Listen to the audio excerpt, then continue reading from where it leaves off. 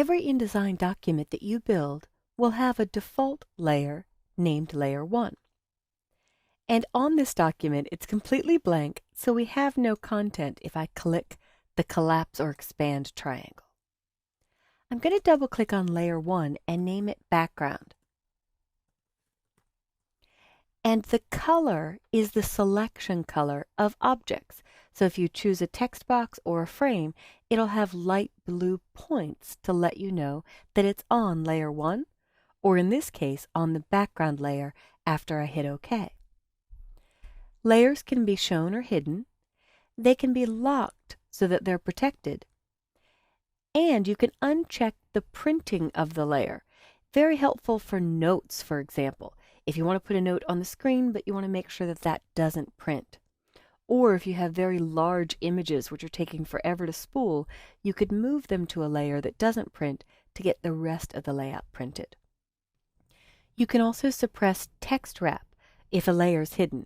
That's very helpful if you're doing foreign language publications. That's common for layers where you may have an English version, a Spanish version, and a French version. And you could show or hide the guides and lock the guides. But I'm going to click OK, and I've got my background layer. And I'll go to my rectangle tool and look for the bleed guide. And when I get very close to this red line of the guide and see that tiny white arrow, I'll just click once to type a custom size. And I'll type 11.25 by 18.25. This poster is 11 by 18, and I'm adding room for bleed. And I'll click OK. I'm going to swap on my toolbar the fill and stroke color so I get no outline or stroke and a solid fill. And in my swatches panel, I'll choose the Tuscan 1930s color. Then I'll switch to my type tool. And one reason I put this on a background layer is so that I don't accidentally click on it if I'm going to add text and convert that to a text container. I'm going to undo the typing and undo the creation of the text frame. I see no import or output here, so it's no longer a container for text. I'm also going to choose File Place and grab this Bernhard AI, and if this container was selected, that would also make it a container for the image. So I'll undo that and unload my cursor. For that reason, that's why I created the background layer. And I'm just going to adjust my box edges to make sure that it fits to my bleed. There we go. All right, so now I'm going to build one more box that is part of my background. And to do that, I'll just click and drag with my rectangle tool along the bottom. And the green guide indicates I match the width.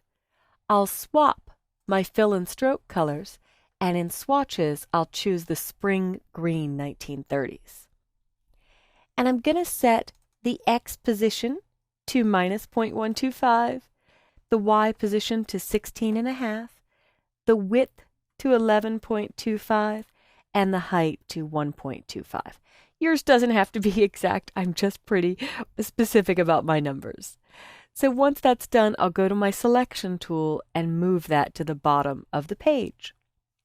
Now, in the Layers panel, if I hit the eye icon, the background layer contains both of these elements.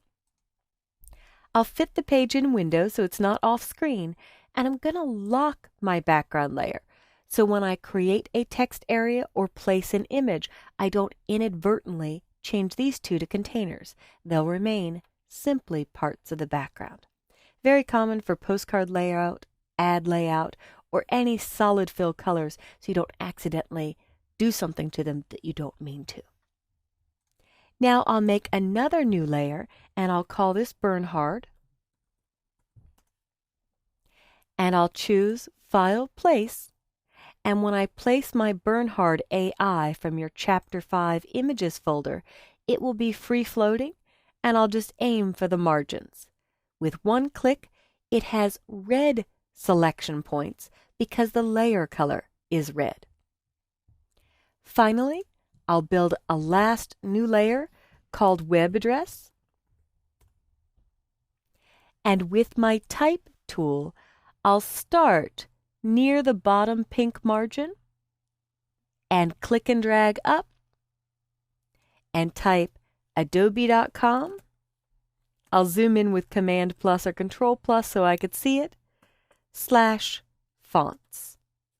And in paragraph styles, I have a URL style that I can click once to apply, and I'll choose View, Fit Page in Window, and move this down so it sits with the text right on that adobe.com/fonts. So in my Layers panel at the top right, I can hide and show web address. It's on its own layer. Hide and show the image called Bernhard that I placed, and hide and show the background. Layers are an excellent way to isolate individual pieces of your layout. And when I'm finished, to get an overall preview, I can go to the application bar and choose Preview to see if I like the layout of this piece, and I'm happy with it.